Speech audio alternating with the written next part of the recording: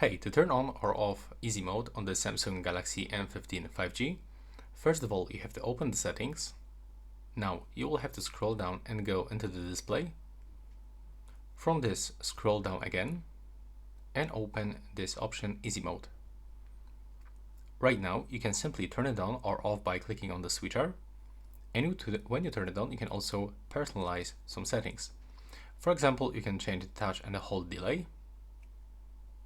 From this you can find the high contrast keyboard, and when you go back you can find for example the quick shortcut to the contacts. Everything is bigger.